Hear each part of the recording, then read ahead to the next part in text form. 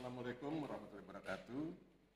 Yang saya hormati Pak Deden, Pak Alphonse, Mas Haji Saka.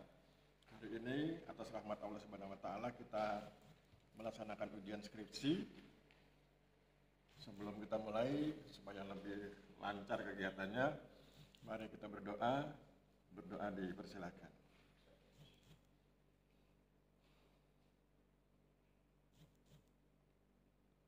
Ya, cukup. Oke, Mas Haji Saka, gimana sehat hari ini? Alhamdulillah. KRS ada?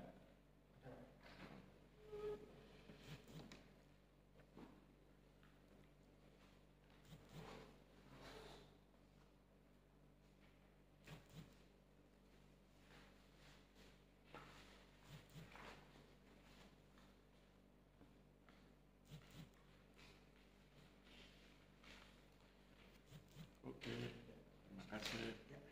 Yuk. Ya, jadi nanti acaranya tuh Mas Haji Saka presentasi 10 menit. Usahakan ketat dengan angka 10 menit, jangan lebih. Yang penting nanti tampilkan aja rumusan masalah, pembahasan, kesimpulan.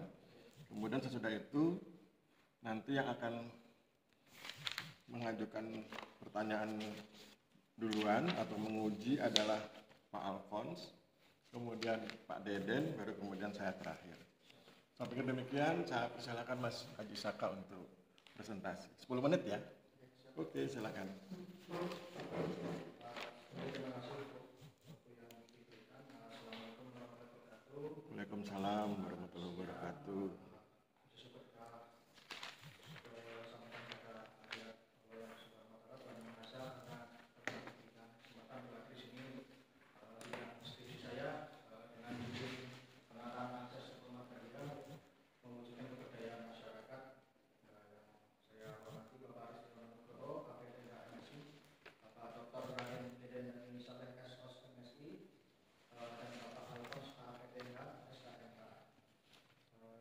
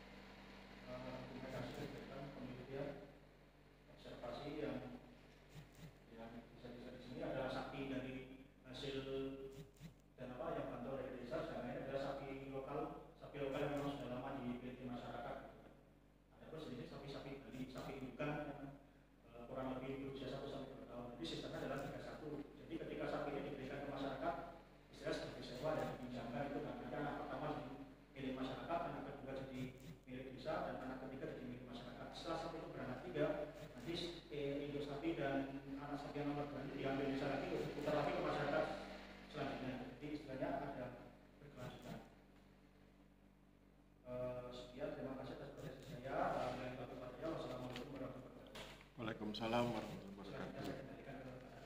Ya, terima kasih Mas Aji. Silakan Pak Alfon. Ya, izin Pak Ketua, Pak Sekretaris. Ada yang dari skripsi ini ada yang membaca pertanyaan. Ya. Kalau kita melihat bahwa sebenarnya reforma agraria ini suatu kegiatan yang dilaksanakan oleh pemerintah, ya, yang aturan-aturannya sudah ada, ya kan? Nah, pertanyaannya apa yang menjadikan keinginan Anda itu untuk melakukan penelitian terhadap kegiatan reforma agraria, terutama menyangkut akses. Yang kedua adalah tujuan daripada reforma agraria itu apa sih sebenarnya?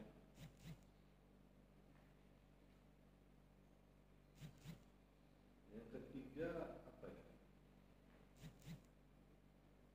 Ini akses ini sebenarnya tugas BPN ataukah tugas Pemda sebenarnya? Ya, karena kalau kita berangkat dari tugas, ya kan, dan fungsi, sebenarnya kalau dari kita kan hanya tentang penguatan aset, ya kan? Tapi akses itu adalah kegiatan yang berada di luar daripada penguatan aset. Nah, dari situ kan, kok kenapa lagi kita orang BPN itu terlalu sibuk untuk ngatur-ngatur itu? Ya, sementara jelas, ya, bahwa tugas itu hanya pertama. Nah, yang ingin saya tanya, kenapa kira-kira menjadi menurut pemikiran Anda, ya, kenapa sampai BPN juga mau ikut di dalam regulasinya juga mengikut sertakan BPN lagi sebagai istilahnya sebagai ujung tombak, ya kan? Nah, timnya harus tim daerah diketuai oleh Kakanwil atau Kepala Kantor Pertanahan. Dan saya rasa kemungkinan besar inilah menjadi penyebab kenapa kegiatan akses itu di daerah itu agak sulit untuk dilaksanakan oleh pemerintah daerah. Ya, silakan. Baik Pak, terima kasih atas waktu yang diberikan. Izin jawab Pak ya. Masalah utama kenapa saya memilih bisa ke Jawa Timur untuk dijadikan kemudian yang pertama adalah dari laporan ini Pak, dari laporan akses reform pertama di laporan tahun ketiga itu ternyata pendapatannya itu dinilai itu stagnan Pak. Bahkan ada beberapa orang yang menurun. Pendapatan apa ya? Gimana? Pendapatan apa ya? Penghasilan per bulannya Pak. Hah? Penghasilan per bulannya Pak. Per bulan. Ya, karena apa? Selain itu kan memang pertama ya, profesi mereka utama kan sebagai petani karet Pak ya. Sedangkan kita tahu kalau harga karet itu kan sempat turun, terutama tahun 2023 itu kan ada yang dampak El Nino itu Pak, curah musim kemarau berkepanjangan sampai curah hujan kurang kan, istilah karet itu kualitasnya turun sehingga getahnya nggak sesuai standar itu kan, sehingga kalau menurut dari kepala desa itu pernah jatuh hingga ke angka 4.000 per kilonya itu Pak. Nah, untuk yang kegiatan sapi juga kan, sapi itu diberikan sebagai sapi indukan Pak, sedangkan itu kan sapi ternak, sapi potong itu Pak. Jadi sebenarnya kan memang ya sapi itu belum bisa menghasilkan itu Pak. Jadinya makanya ada penurunan pendapatan itu. Makanya itu kan saya menarik kan, kenapa kok terjadi penurunan pendapatan masyarakat, sedangkan tujuan utama reforma agraria adalah untuk mendongkrak penghasilan atau kesejahteraan masyarakat. Nah, itu ya saya ambil itu Pak, yang pertama. Yang kedua itu reforma agraria tujuannya itu tadi Pak, untuk mensejahterakan masyarakat. Jadi kan kayak membuka potensi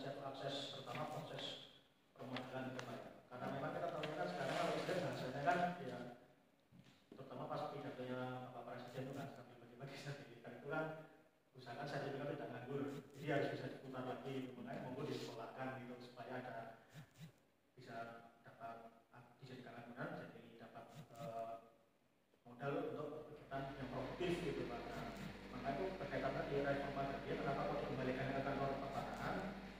Ya itu tadi karena kantor pertanahan itu yang paham, yang tahu mana yang tanah-tanah yang sudah bisa diikat, mana yang belum. Biasanya kan yang dijadikan sasaran kegiatan akses lingkungan adalah yang tindak lanjut dari kegiatan legalisasi aset yang ada di KTSL, lintas sektor maupun teknis. Untuk yang pertanyaan ketiga, tugas siapa? Apakah ada dinas terkait? Itu sebenarnya menurut saya itu tugas bersama Pak. Ya memang Kementerian Agama adalah sebagai koordinasinya Pak, yang menjembatannya adalah pemerintah besar, masyarakat, dan juga dinas-dinas terkait gitu Pak. Misalnya ini yang kita akses itu pertanian karet, ya nanti dinas pertanian bidang perkebunan yang kita koordinir. Kalau ada peternakan sapi, ya dinas perikanan bidang peternakan. Tapi gini, kalau kita bicara reforma agraria, ya, itu kan satu paket antara penguatan akses penguatan aset dengan akses Ya Pak. kan begitu kan? Iya Pak. Nah, yang jadi pertanyaan itu kan tadi kenapa kamu mengejar aksesnya, ya kan? Iya. Apakah yang menjadi objek penelitian ini ada lokasi yang sudah dilakukan penguatan aset atau belum? Sudah. Satu tahun anggaran itu. Ya, Pak. Jadi pertama ada di 2018 dan 2019 ada kegiatan KTSL. Di lokasi itu. Ada di Kalimantan Timur dan di tahun 2020 ada kegiatan redistribusi tanah. Iya, kan begini. Di situ kan bagian daripada penguatan aset. Iya, Pak. Pemetaan Iya aset. kan? Nah, aksesnya ini kapan? Di tahun yang sama atau di tahun selanjutnya? Tahun selanjutnya Pak, di tahun 2021 sampai 2023. 2021 sampai 2023. 2023. Iya. Tanah itu, tanah apa sebelumnya? Tanah negara. Tanah negara. Iya, Pak. Belum ada sertifikat. Belum Pak. Tapi sudah ada tanaman belum? Biasanya sudah sih Pak. Oh, biasanya. Kamu kesana. Ada. Jangan biasanya. Ya, ada. Iya kan? Karena memang kita pahami bahwa kegiatan pensertifikatan penguasaan aset ini ada yang tanah sudah di tanah negara, tapi sudah ada penguasaan, tapi penggunaan untuk kebun apalah segalanya itu. Ya. Nah, itu juga menjadi bagian daripada kegiatan reforma agraria. Nah, jangan sampai yang saya maksudkan itu artinya sudah tanah negara dikuasai masyarakat, sudah ada tanaman, tapi belum ada sertifikatnya.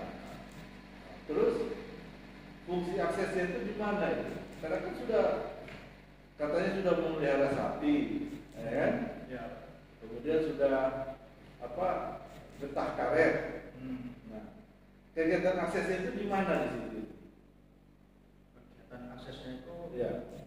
Itu Pak, dari pas kayak kegiatan pendampingan akses itu kan kayak dari dinas UMKM dan koperasi itu kan kayak memberitahu bagaimana caranya untuk akses kepada permodalan Pak. Terutama kalau lebih ke itu sih Pak, yang pelatihan bagaimana misalnya kita ingin buka usaha kayak toko, bengkel, jasa gitu Pak.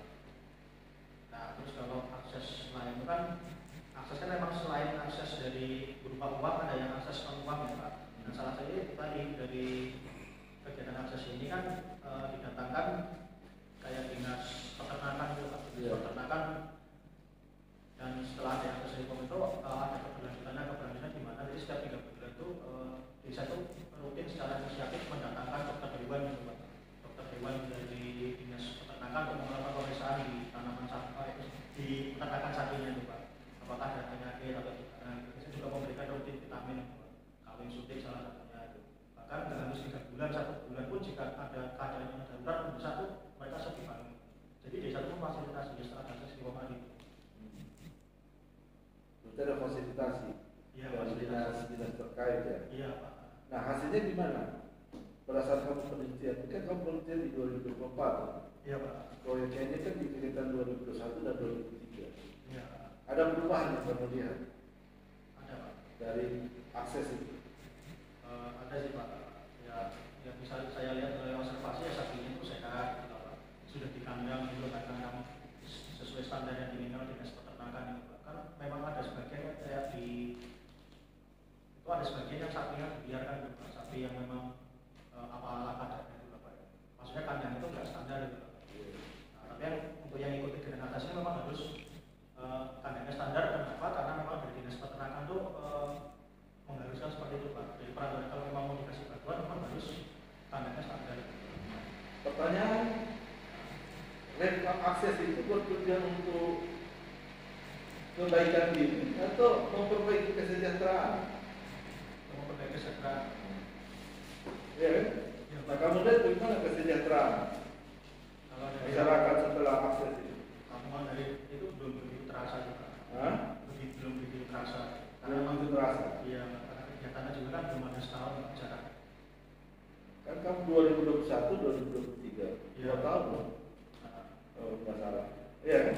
ya, Kan harusnya itu kan apa namanya, dari akses itu pembinaan dari para instansi terkait itu kan harusnya produk daripada apa namanya apa yang dilaksanakan itu kan ketika dijual kan memberikan kesejahteraan dong.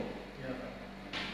Nah itulah yang saya ingin tanya, ingin tahu dari situ ada perubahan apa enggak atau tetap biasa-biasa saja? Kalau secara peningkatan pendapatan sih ada peningkatan sih baru di 2024 ini Pak dari hasil wawancara itu aja yang khusus pertanyaan karena harga karas sekarang naik lagi. Kalau yang untuk sapi tadi ya dari peternakan sapi memang belum terasa karena memang sapi belum menghasilkan Pak. Dari sekitar 12 sapi itu kemarin baru 1 Pak yang beranak. Sedangkan Berapa anggota yang dilakukan pembinaan?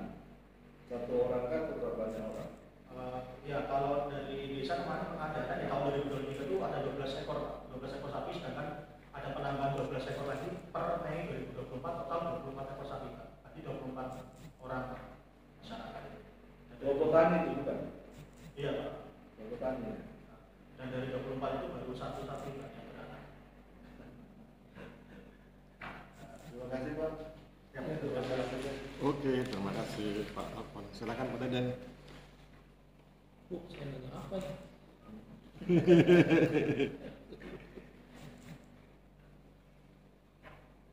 Jadi apa penataan akses? Gimana Pak? Penataan akses itu? Penataan akses itu untuk memberikan akses kepada tanah-tanah oleh masyarakat.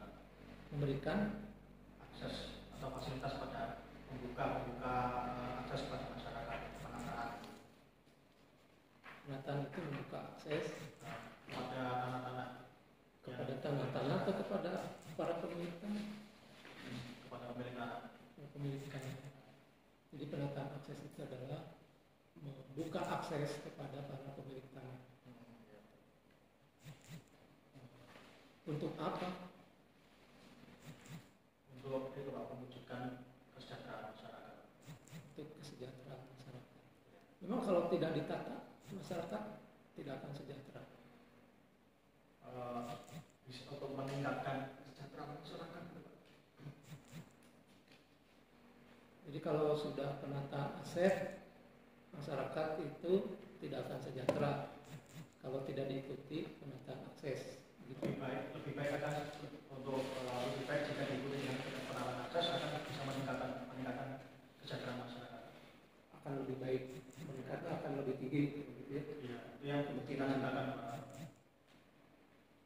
Oke, jadi kalau hanya penataan aset, masyarakat akan sejahtera. Bisa dipasar ya. Itu kan kayak ya inisiatif mandiri masyarakat ya. Tadi Pak misalnya dijaminkan sertifikatnya di lembaga keuangan seperti perbankan itu kan ya bisa. Tapi kan kalau tidak ada penataan akses kan mereka tuh nggak paham Pak. Misalnya Nggak paham cara mengelola ini uangnya bagaimana gitu Pak. cara mengelola itu. Ya, Jadi untuk kegiatan yang produktif gitu Pak.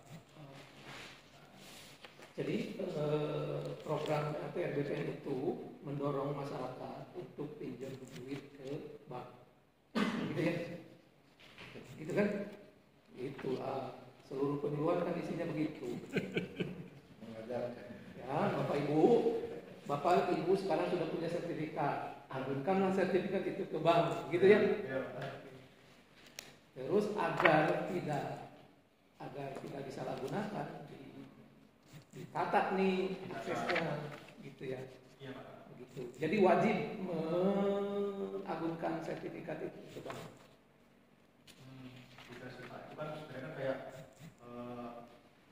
akses ini kembali lagi juga, tapi akses ada yang untuk uang dan non uang. Gitu, Pak. Memang kalau jika masih bukan berarti wajib untuk istilahnya menyepolakan ke lembaga kan enggak. Tapi misalnya masyarakat memang butuh, ya salah satunya melalui tadi Pak, melalui agungan ke lembaga keuangan.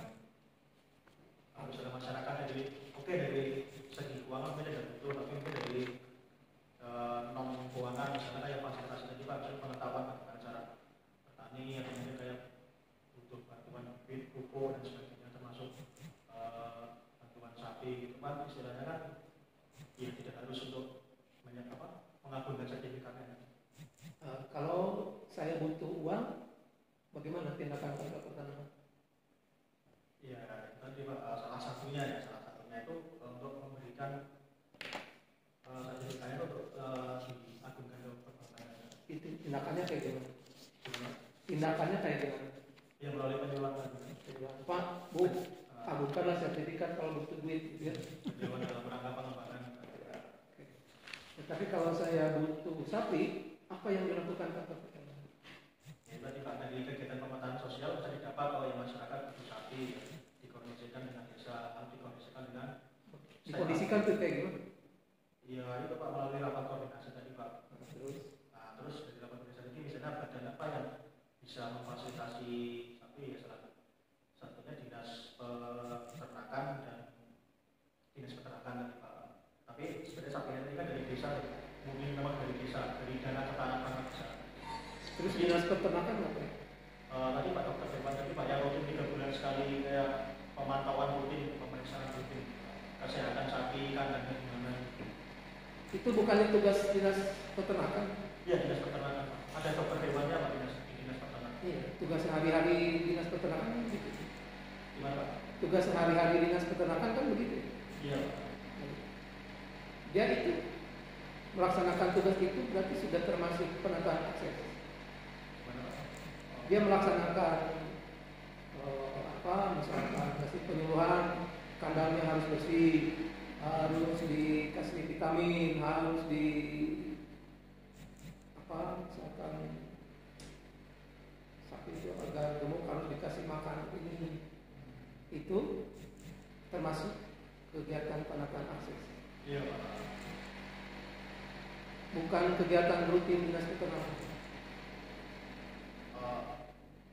Sebelumnya Pak, jadi begini, itu kalau sebelum akses itu memang sapi itu belum ada.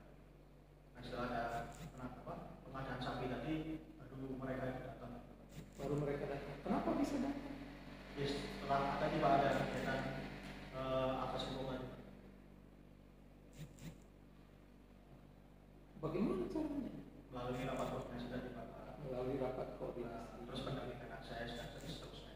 Oke. Jadi fungsi ATM BPN di sini sebagai koordinator dan fasilitator, menghubungkan penjembatan antara masyarakat, pemerintah desa dan dinas-dinas yang terkait. Itulah fungsi di reforma agraria ATM BPN begitu. Iya. Jadi orang-orang yang sudah bekerja memberdayakan masyarakat sejauh ini diajak, Pak di sini Ya. ada nih, begitu ya. Iya Pak. Terus bagaimana? Setelah menjadi koordinator, apa yang dilakukan ATM? Evaluasi kegiatan. Evaluasi kegiatan. Iya. Dilakukan evaluasi. Iya Pak, di rapat akhir. Itulah evaluasi. Isi dokumen hasil rapatnya apa, menyebutkan apa hasil evaluasi? Di laporan itu Pak, ada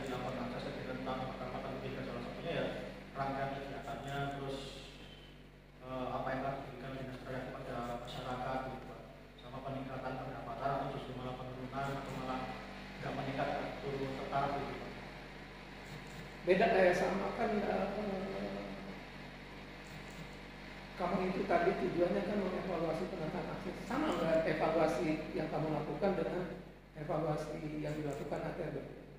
Beda Pak. Apa beda?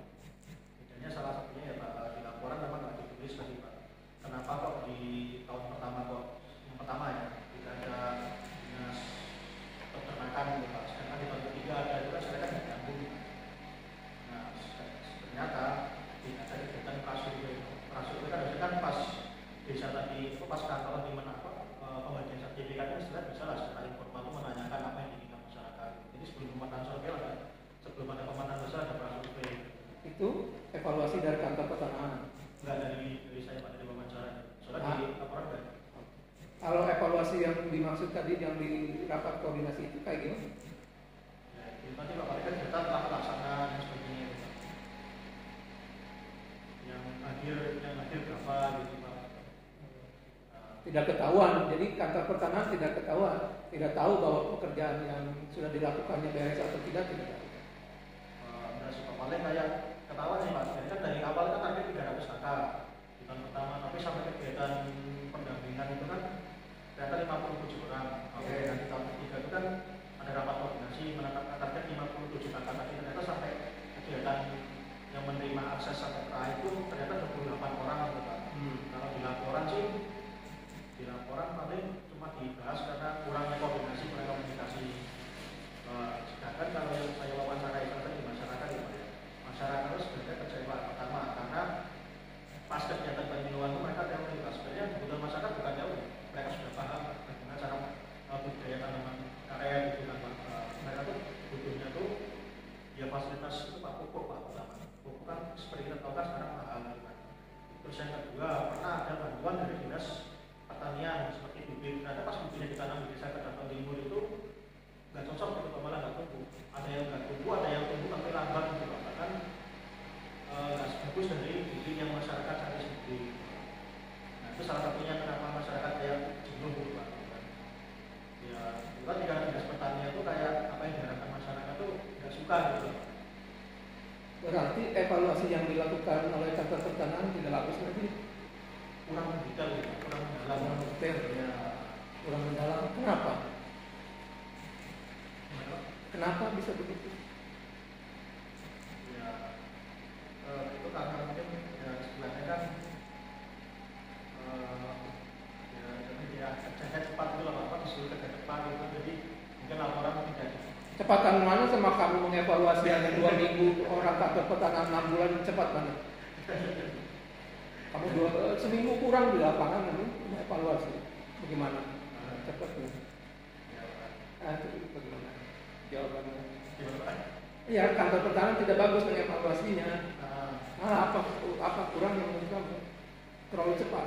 Bukan, menurut saya itu tadi Pak, kurang menuliskan apa yang sebenarnya diharapkan oleh masyarakat.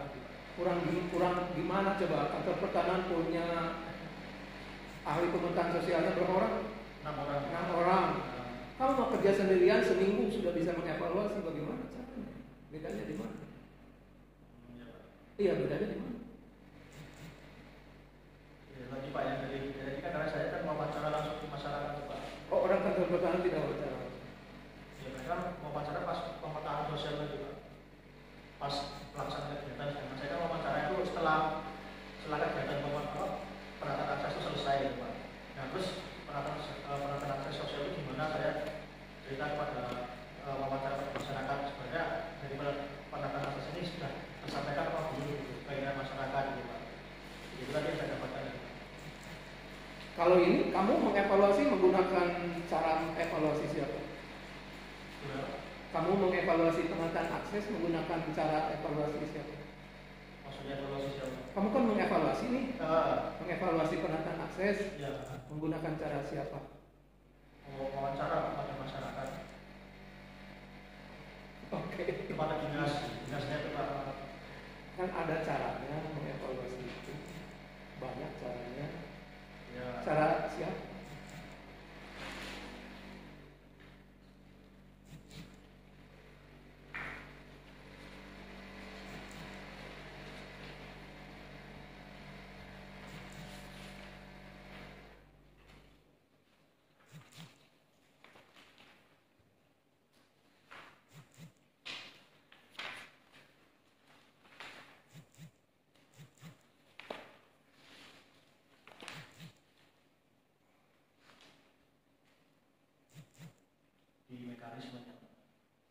Itu cara siapa?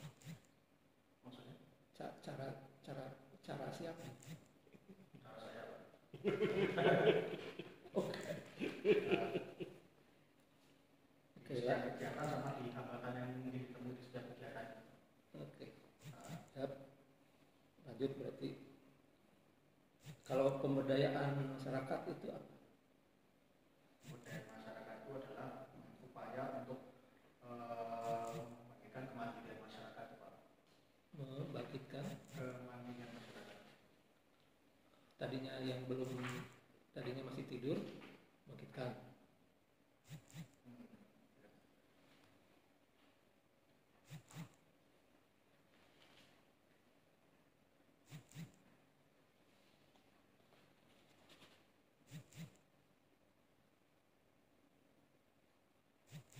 Menurut ini Pak Liviansyah dan Iqbal dalam Setiawati 2016, kemudian dalam suatu proses pada proses kebudayaan itu sendiri terdapat serangkaian kegiatan yang bertujuan untuk memperkuat kekuasaan maupun keberdayaan kelompok masyarakat, termasuk individu yang mengalami masalah kemiskinan dengan harapan mereka dapat lebih mandiri melalui penguatan potensi yang tinggi.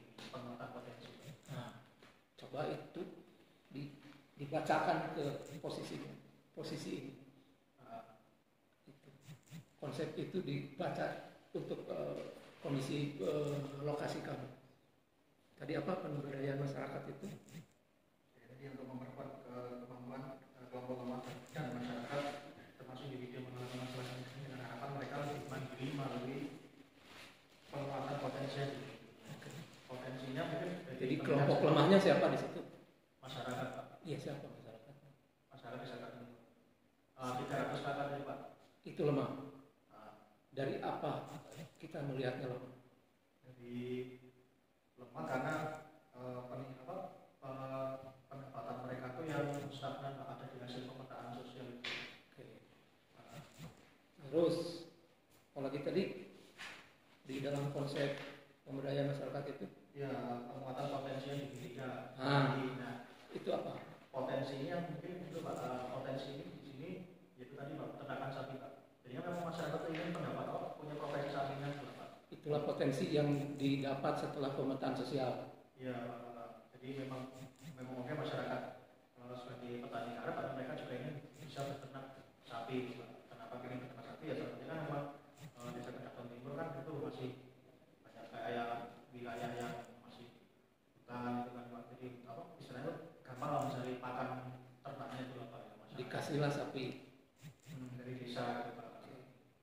Jadi menurut teori pemberdayaan masyarakat, apa yang dilakukan oleh kantor pertanahan sudah benar. Sudah Pak, penguatan potensi yang dimiliki. Sudah dikasih sapi. Sudah. Cuma persoalan ketika nanya hasil belum ketahuan kan gitu ya. Kapan Pak? Iya, cukup Pak Aris. Ya, Silakan. terima kasih. Oke, terima kasih Pak Deden. Oke, Mas Aji. Kenapa ada dua jenis pertanyaan? Di halaman 6 itu ada pertanyaan. Kemudian di halaman 29 ada pertanyaan. Di halaman 6 itu ada 3 pertanyaan yang dikelompokkan dalam rumusan masalah. Di halaman 29 ada 7 pertanyaan yang dikelompokkan di pertanyaan penelitian. Mengapa ada 2 pertanyaan? Ada 2 kelompok pertanyaan. Kalau yang di halaman 6 itu kan rumusan masalah Pak, kayak utamanya kan. Mekanismenya seperti apa, hambatan yang apa saja ditemui sama dampaknya. Kalau yang 29 itu pertanyaan itu lebih ke pengembangan. Kamu tahu nggak gunanya pertanyaan penelitian dalam konteks rumusan masalah? Apa guna pertanyaan penelitian dalam konteks rumusan masalah? Siapa yang saya paham pertanyaan penelitian untuk membantu menguraikan dari rumusan masalah. Oke, tapi ternyata nggak kamu laksanakan pengetahuanmu itu ya. Mari kita lihat. Yang sama dengan rumusan masalah itu ada 3, 1, 3, dan 7. Oke. Kemudian yang 1 itu, kemudian nomor 2-nya itu terlalu sedikit membedah poin 1. Harusnya poin 1 yang bagaimana itu, halaman 29. Poin 1 yang bagaimana mekanisme itu harusnya dibedah menjadi 5 pertanyaan. Itu cara menggunakan pertanyaan penelitian. Karena nanti dari sini untuk bahan baku kuesioner terbuka atau bahan baku untuk interview guide. Nah yang nomor 3 itu sudah lumayan, ada 3 pertanyaan. Ada 3 pertanyaan lanjutan, tetapi yang nomor 7 nol. Yang nomor 7 tidak diuraikan, sehingga kemudian dalam konteks hasil kamu sepertinya gelagapan ketika ditanya Pak Alfon maupun Pak Deden. Karena kamu memang tidak rinci merumuskan pertanyaan-pertanyaan dalam konteks dampak. Oke, itu kesalahanmu dalam memaknai pertanyaan penelitian. Jadi itu gunanya pertanyaan penelitian, bukan sekedar nyalin yang rumusan masalah. Oke, kita masuk lebih dalam ke metode. Halaman 30. Mengapa kamu menggunakan buku-buku yang kedaluarsa? Creswell 2010, Sugiono 2013. Sekarang tahun berapa? Kenapa? Padahal kan banyak buku-buku baru itu, ya. Metode penelitian kualitatif itu paling cepat perkembangannya. 2024-2023 sudah ada yang baru. Itu nanti dicarikan literatur yang baru. Karena kalau kamu tidak menggunakan buku yang baru, kamu hasilnya nggak akan paham dengan tadi itu saya bilang apa gunanya penelitian. Itu kan dikembangkan terus. Karena ada pemikiran, kan ada polemik, ada perdebatan di kalangan ilmuwan. Apakah diperlukan riset question atau tidak diperlukan riset question? Nah itu dijawab di buku-buku terbaru, ya. Terus kemudian masih di halaman 30, kamu bilang kamu gunakan pendekatan deskriptif. Pertanyaan saya, bukunya siapa?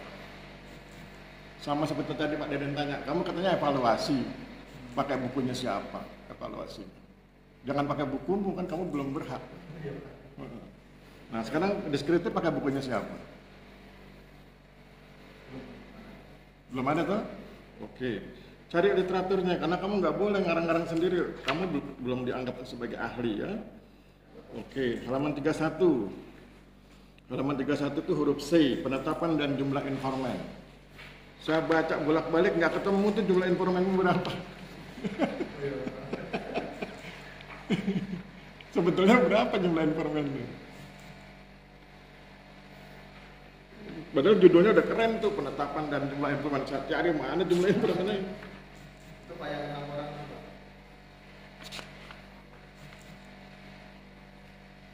Filstab tim GTR itu kan anggotanya banyak, jadi nggak bisa kamu gunakan ini sebagai jumlah 1, 2, 3, 4, 5, 6 tidak menggambarkan jumlah, ini menggambarkan kelompok informan. Berapa jumlahnya? Jangan dihitung dari situ. Realitasmu di lapangan berapa? Jujur aja, karena ilmuwan itu harus jujur. Berapa yang kamu gunakan sebagai informan di lapangan? Ya Bapak, pertama 3 dinas, Pak. 3 dinas, terus 1 orang filstab, kepala kantor, terus kasih 6, kepala desa 7, sama masyarakat Pak RT 1, RT 2, Pak. Berapa? 8, 9. Berapa jadi jumlahnya semua? 9 orang. 9 orang. Sudah ditulis belum di sini? Oke, nanti tulis ya. 9 orang. Bagi saya itu penting karena ketika saya lihat nggak ada, padahal ada judulnya. Oke, halaman 33, jenis dan sumber data. Data primer. Apa isi data primernya? Data yang dapat oleh Bukan definisi, isi. Apa isi data primermu? wawancara. Itu format. Isinya apa? Kalau kamu bilang wawancara, itu formatnya. Oh ya, Yang saya tanyakan apa isi data primermu? informasi. Iya, informasi, tapi isinya apa?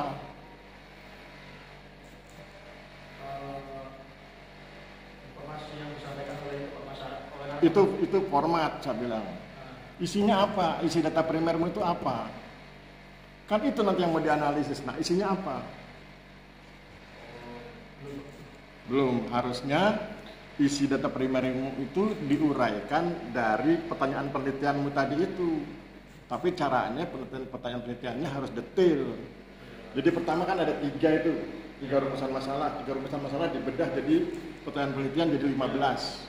Nah 15 itu kemudian dibuat kata-kata kuncinya. Itulah isi data primernya. Jadi bukan seperti yang ini di halaman 33, 1, 2, hasil wawancara yang salah itu. Oke. Oke, clear ya, nanti data primernya diperbaiki seperti yang saya bilang tadi itu. Kemudian ganti data sekundernya apa isinya? Jangan bilang definisi ya, isinya. Laporan. Laporan apa? Mana? Nggak ada di sini tuh. Nggak ditulis tuh. Laporan asas reform itu kan banyak sekian halaman, ditulis poin-poinnya. Dan bukan cuma laporan asas reform, data-data statistik yang ada di desa, monografi segala macam itu kan. Tapi ditulis isinya. Misalnya jumlah penduduk, apa segala macam pendapatan gitu, yang sifatnya sekunder, yang sifatnya kamu mengambil data dari pihak lain. Ya, itu perbaiki. Kemudian di poin D Pak jenis dan sumber data. iya, itu data sekundermu kan cuma 5 baris selesai. Itu bukan ilmuwan itu kalau kayak gitu. Kan kamu penelitian, bukan laporan jurnalistik ya. Oke, halaman 34. Wawancara mendalam. Apa pengertianmu dengan wawancara mendalam? Karena begitu saya baca ternyata tidak mendalam. Apa yang menurut kamu perbedaan antara wawancara dengan wawancara mendalam? Karena ketika saya baca ternyata ini bukan wawancara mendalam, ini hanya sekedar wawancara. Tahu nggak wawancara mendalam? Kamu sering nonton podcast, misalnya Rosiana Silalahi, itu loh, yang reporter hebat itu loh. Nah, kan begitu wawancara mendalam. Ada satu topik dibahas, nanti topik itu kamu dalami berdasarkan jawaban dari pembicara, dari narasumber. Itu wawancara mendalam, bukan sekedar wawancara. Ya. Kan kekuatannya di situ. Halaman 36, kamu gunakan buku saya, tapi salah lagi. Halaman 36 ya, kan kamu gunakan buku saya, ini kan Nugroho 2020 kan saya, yang kamu maksud tuh. Lihat di poin 5 itu, menyajikan pernyataan proporsional. Salah itu. Yang betul apa? Proposisional. Beda itu. Proporsional itu proporsi, itu persen, sekian persen. Kalau proposisi itu pernyataan yang logis dan informatif. Proposisi. Kan belajar bahasa Indonesia tuh ada kan proposisi, ada lagi filsafat bahasa itu. Proposisional. Oke. Terus sekarang kita pindah ke substansi. Itu kan tadi belum substansi ya, tadi baru metode itu ya. Kita masuk sekarang substansi. Halaman 50. Masih cukup waktunya kan? Oh, masih bisa. Oh, 15 menit. Ayo Mas Aji, anggap aja. Ini halaman 50, alinea terakhir baris ketiga. Oke, ketemu halaman 50. Alinea terakhir baris ketiga. Saya bacakan ya. Perhatikan kalimatnya. Berdasarkan pertimbangan dari tim penanganan akses reforma agraria kantor petani Kabupaten Ogan Komering Ulu tahun 2021. Pertanyaan saya, apa isi pertimbangannya? Kan berdasarkan pertimbangan, itu bisa garis bawah itu. Apa isi pertimbangannya?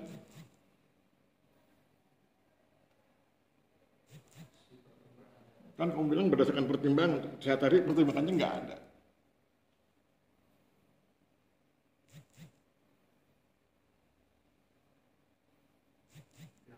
Nggak ada ya? Nanti kau masukkan itu, kalau kan kau bilang berdasarkan pertimbangan, mana isi pertimbangannya? Nggak jelas mempertimbangkan apa. Oke, lanjut. Halaman 60. Ya, halaman 60. Alinea 1, baris terakhir. Saya bacakan. Sudah siap? Oke. Oleh karena itu dapat disimpulkan bahwa masyarakat Desa Kedatan Timur dapat memenuhi kebutuhan lauk pauknya secara mandiri. Kritik saya yang pertama, jangan menyimpulkan sebelum akhir skripsi. Kesimpulan itu di akhir skripsi, nggak di tengah-tengah pembahasan ya. Jadi kata disimpulkan harus cari kata lain yang punya makna cocok ya. Itu dari segi bahasa. Berikut dari segi substansi. Kan kamu bilang oleh karena itu dapat disimpulkan bahwa masyarakat Desa Kedatan dan seterusnya ya. Pertanyaan saya, apakah ini relevan dengan parameter keberdayaan masyarakat? Apakah pernyataanmu ini relevan dengan parameter keberdayaan masyarakat? Coba tayangkan judulmu. Tayangkan judul cover. Nah, itu kan keberdayaan masyarakat tuh. Nah, apakah kalimat yang kamu tulis di halaman 60 ini relevan nggak dengan judulmu itu?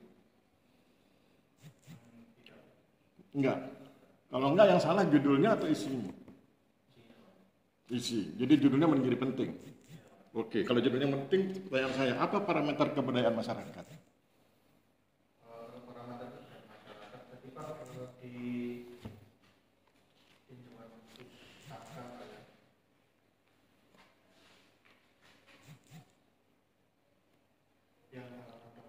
halaman 26. Ya, kan ada Halaman 26 alinea ke berapa? 2. Alinea kedua baris ke? Baris kedua Pak Yang Suwarto 2008 dan Setiawati 2008. Oke, itu ya. Ada power to, power within, power over, power with gitu kan? Ya. Oke. Coba sekarang jelaskan dengan menggunakan parameter kebudayaan isi yang kamu maksud ini loh. Masyarakat desa Kedatuan memenuhi kebutuhan lauk pauk secara apa relevansinya? Mereka mampu memenuhi lauk pauk terus dicocokkan dengan ukuran kebudayaan yang power to, power within, power over, power with. Cocok nggak?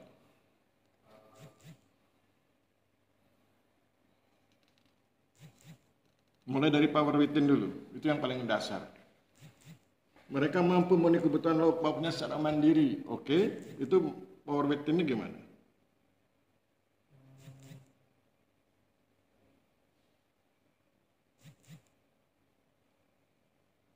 Sepertinya C Pak, tingkat Nggak boleh begitu, jangan dipilih.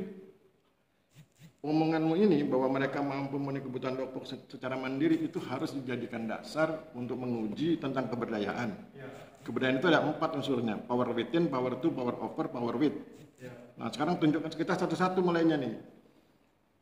Kemampuan memenuhi kebutuhan lauk pauk secara mandiri itu kalau dengan power within apa relevansinya?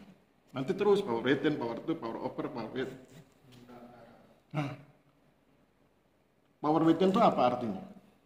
Tingkat kemampuan untuk meningkatkan kapasitas. Jangan definisi yang ada di kepalamu. Definisi nanti kau nggak tahu artinya. Power within kemampuan dalam diri sendiri. Bukan, power within itu mampu merubah. Mampu merubah, mampu berubah, mampu merubah. Mampu berubah. Jadi kamu harus jelaskan di sudah ini, ya. Saya ini menghormati data loh. Oh, ya. Saya menghormati datamu bahwa mereka mampu memenuhi kebutuhan lauk pauknya secara mandiri. Tapi data ini harus diargumentasikan untuk mendukung kebudayaan masyarakat. Ukuran kebudayaan itu ada 4. Kita mulai dari power within. Power within itu mampu berubah. Nah, kamu jelaskan bahwa sebelumnya mereka tidak mampu memenuhi kebutuhan lauknya, sekarang telah berubah sehingga mereka mampu, gitu loh. Begitu juga nanti yang power to, mampu mengakses, power over, mampu menghadapi hambatan, power with, mampu kerjasama, begitu. Jadi data ini jangan dibiarkan nganggur. Data ini dibedah. Kan kekuatan kualitatif itu kemampuan membedah data. Datanya sederhana, mampu memenuhi kebutuhan lauk pauk sendiri. Sederhana tuh. Ya. Tapi kemudian sebagai orang yang ilmuwan itu, maka aku jelaskan dalam konteks power within, power to, power over, power with gitu ya. Oke. Masih ada waktu. Halaman 70. Halaman 70. Sudah ada ketemu?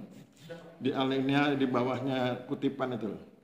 Hal ini disebabkan karena kekecewaan sebagian masyarakat yang sudah terlanjur membangun kandang sapi akan tetapi tidak kunjung mendapat bantuan sapi yang diharapkan. Gitu? Ini mendukung kebudayaan atau merusak kebudayaan?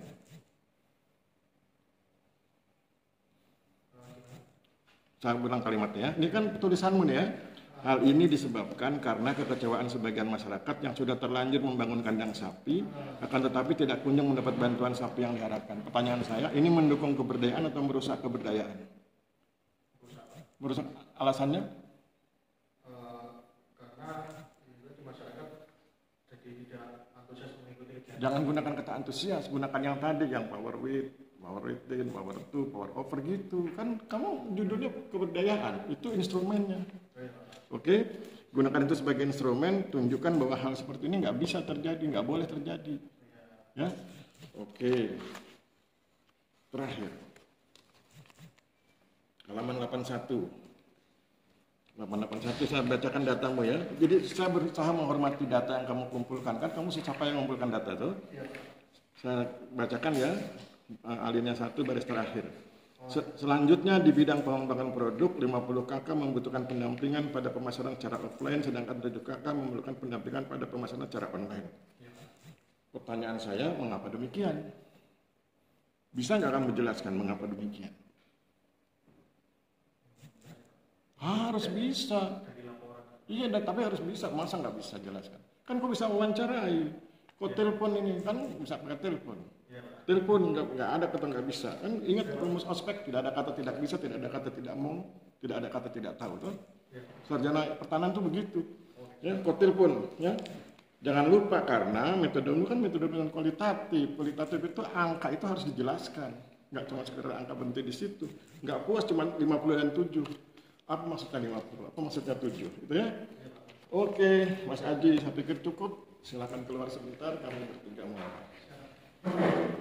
Nanti dipanggil lagi, jangan jauh-jauh ya.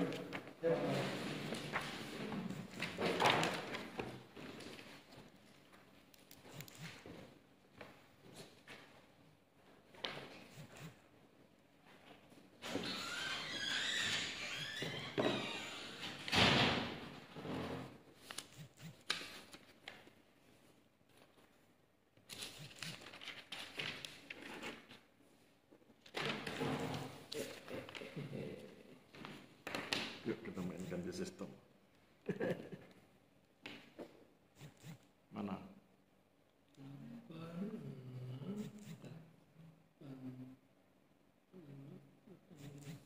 Aku salin di sini ya.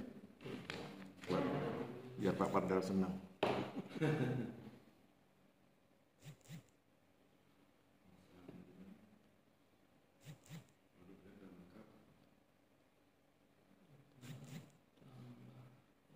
Pak Deden mana ini?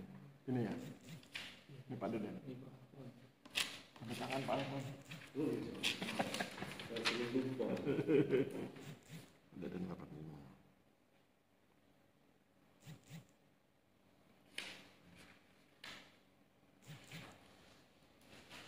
Nah, apa? Satu angka. Oke.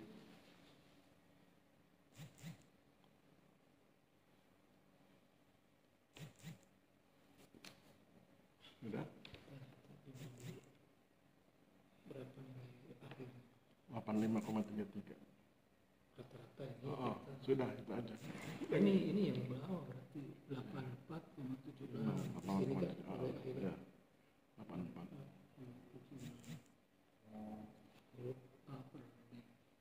Oh, dia jatuhnya di seminar. Oh, 83,9. Padahal di sini sudah bagus semua. Ya. Sudah. Lulus. Terus berita acara sudah. Ini nanti keterangan. Apa B?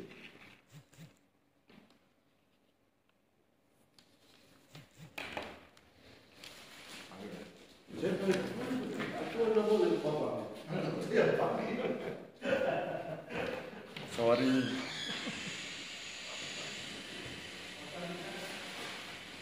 Depannya kenapa bagus? Iya, Cuma nggak dijelaskan. kurang masuk bagus.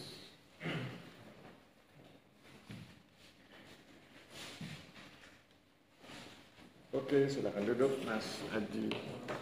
Saya bacakan berita acaranya ya. Ya, hari ini Senin 29 Juli 2024 telah menempuh ujian skripsi nama Aji Sakalingga Bagaskara. Kemudian kami bertiga sepakat menyatakan Mas Aji lulus, tapi harus dengan perbaikan. Kemudian nilai ujian skripsinya adalah A per B. Kemudian dikasih waktu sampai dengan tanggal 5 Agustus 2024. Kalau nanti tidak diperbaiki, kita ujian ulang. Itu pun kalau ada waktu dari STPN ya, karena STPN yang menentukan jadwal. Saya pikir demikian. Sebelum kita akhiri, silakan 2 menit komentar. Komentar silakan, mau sistem pendidikan, mau suasana ujian. Saya pengen dengar suara mahasiswa.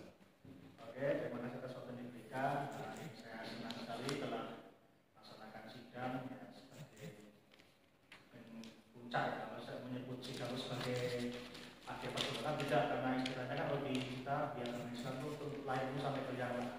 Jadi kita selesai kuliah di sini dari sidang ini sebenarnya bukan ya sebagai puncak, tapi bukan sebagai akhir, karena kita belum tahu kita sampai ke depan kan selalu namanya menurut ini baik nanti telah kita kembali ke kantor, kita berhadapan dengan masyarakat, mungkin kita kuliah di jenjang yang lebih tinggi lagi gitu kan.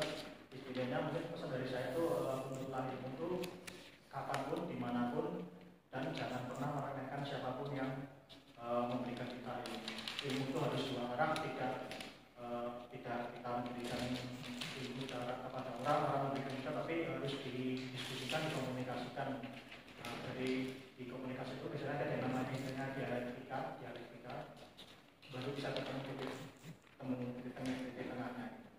Oke, terima kasih Mas Haji. Silakan Pak Alvan nasihati junior. Ini junior kita. Silakan nasihati Pak. Terima kasih Pak Ketua, mewakili senior ya. Jadi ada beberapa hal mungkin ya. Kamu tugas belajar ya? Siap Pak. Jadi kalau tugas belajar, ya harapan saya itu juga kamu masuk ke kantor, jangan tegakkan komitmen, ya.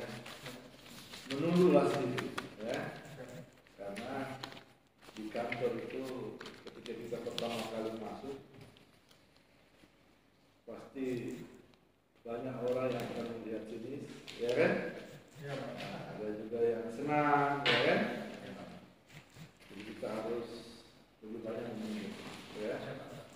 Yang kedua, bahwa ketika masuk di kantor, buatlah hal-hal yang terbaik buat kantor, ya. Jangan sampai membuat hal-hal yang negatif. Karena ketika satu orang berbuat hal negatif, maka yang kena akan selain dirimu, lembaga, ya, dan juga dosen-dosen, termasuk juga keluarga. Betul Pak? Itu, ya. Nah, yang ketiga, ya, harus senang membimbing, ya. Karena mungkin kamu lebih paham, mana ada orang minta tolong untuk dijelasin, ya kamu jelasin, ya. Dan jangan buat hal yang aneh-aneh di masyarakat, ya. Seperti buatlah yang terbaik, ya. Anggap bahwa apa yang diberikan sebagai pekerjaan berkah buat kamu, ya. Saya kira kamu lebih tahu dari saya bagaimana pengalaman di kantor, ya kan? Terutama kegiatan proyek, ya. Jadi terima saja apa adanya, jangan melawan, karena itu mungkin juga regulasi. Regulasi ini ada regulasi nasional, ada regulasi daerah, ya kan? Ada juga regulasi yang dibuat oleh pejabat-pejabat yang ada di kantor kita, ya. Itu yang kita harus paham dan jangan jadi pembangkang, ya. Karena kayaknya lagi tren dan lagi model, ketika ada yang tidak sesuai dengan pandangan satu kantor, maka ya siap-siap. Apakah kita yang kebanyakan kita ditendang, kalau kita dititip di kantor, dititip di kantor pertanahan yang paling dekat sekali dengan kabupaten kota kami. Saya kira itu saja barangkali yang saya bisa sampaikan. Dan satu lagi, hormati senior, hormati dosen dan hormati dokter, ya, dengan cara yang baik. Saya kira itu saja. Oke, terima kasih Pak Alvan. Silakan lanjut Pak. Nasihat. Kenapa tadi saya mati-matian menolak pemberian kamu? Kenapa kira-kira? Ingin menghapuskan budaya feodal Minangkabau. Itu salah satu ya. Oke, itu satu. Yang kedua, karena kita masih sedang berproses. Ya. Kamu punya kepentingan, saya punya kepentingan. Kalau ada proses begitu, itu namanya gratifikasi, gitu ya. Itu camkan baik-baik itu. Karena di luar sana ya begitulah cara mainnya di kantor pertanahan. Jadi sebisa mungkin ditolak. Mudah-mudahan masih bisa menolak. Kalau tidak berlatih menolak, mudah-mudahan bisa. Nah, siapa yang mau menolak 5 miliar kan? Itu persoalan. Tapi kalau dilatih bisa aja sih. Kan gitu ya, kalau dilatih. Itu ya. Itu aja sih bekal apa dari saya, karena cara kerja orang-orang pertahanan kan begitu. Ya, kan begitu di luar sana. Ya silakan, itu pilihan. Tapi ya begitulah. Kenapa saya mati-matian begitu, karena dalam rangka latihan. Ya, oke. Selamat. Sukses seterusnya. Oke, Mas Haji, kalau dari saya lihat skripsimu ini bagus, datanya lengkap, tapi kurang cermat menganalisis. Jadi nasihat saya nanti kalau di kantor juga begitu. Boleh jadi kamu dikasih pekerjaan yang hebat, Tapi kalau kamu nggak cermat, hasilnya nggak bisa optimal. Padahal kan kamu pengen hasilnya optimal, toh? Maka cermati persoalan, bedah dengan baik, kemudian buat kesimpulan yang baik. Oke, seperti demikian kita akhiri. Wabillahi taufik wal hidayah. Wassalamualaikum warahmatullahi wabarakatuh. Terima kasih semuanya.